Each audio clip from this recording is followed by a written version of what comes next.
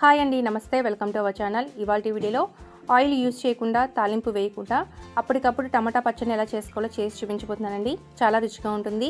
వేడి వేడి అన్నంలో కొద్దిగా నెయ్యి వేసుకొని తిన్నారంటే సూపర్గా ఉంటుంది. సో మరి లేట్ చేయకుండా ఈ టమాటా పచ్చడిని ఎలా చేసుకోవాలో చూసేద్దాము. ముందుగా 4 టమాటాలను తీసుకొని శుభ్రంగా కడిగి తీసుకోండి. ఇప్పుడు స్టవ్ వెలిగించి పుల్కా ప్యాన్ పెట్టుకొని టమాటాలను పెట్టుకొని లో ఫ్లేమ్లో కాల్చుకోవాలి. మీ దగ్గర పుల్కా ప్యాన్ లేకపోతే ఫోర్క్ అయినా లేదా చాక్ అయినా టమాటాలను గుచ్చుకుని అయినా కాల్చుకోవచ్చు. ఇవి మొత్తం అంతా బాగా కాలి నల్లగా అయ్యేంత వరకు అటు ఇటు తిప్పుకుంటూ కాల్చుకోవాలి.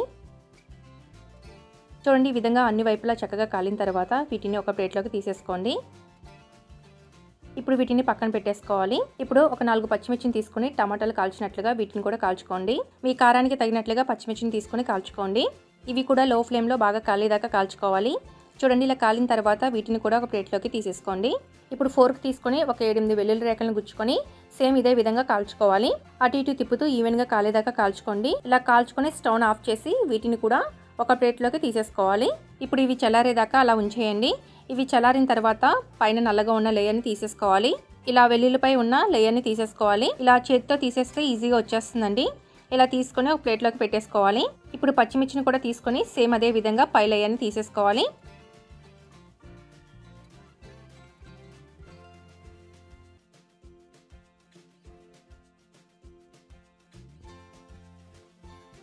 సేమ్ అదే విధంగా టమాటాపై ఉన్న లేయర్ని కూడా తీసేసుకోవాలి.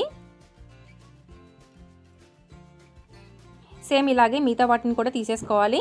ఇప్పుడు మ్యాషర్తో వీటిని మెత్తగా మ్యాష్ చేసేసుకోవాలి. మీరు కావాలంటే గ్రైండర్లో వేసైనా ఒక 2 సార్లు గ్రైండ్ చేసుకున్నా సరిపోతుంది.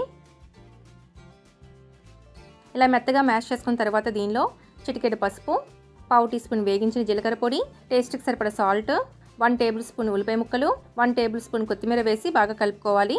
అంతేనండి, ఎంతో రుచిగా ఉండే టమాటా పచ్చడి తయారైపోయింది. ఈ పచ్చడి రైస్లోకి చాలా బాగుంటుంది. తప్పకుండా మీరు ట్రై చేశాక ఎలా వచ్చిందో కమెంట్ చేయడం మర్చిపోవద్దు. ఈ వీడియో కనుక నచ్చినట్లయితే ఒక లైక్ చేసి మీ ఫ్రెండ్స్ అండ్ ఫ్యామిలీ మెంబర్స్కి షేర్ చేయండి.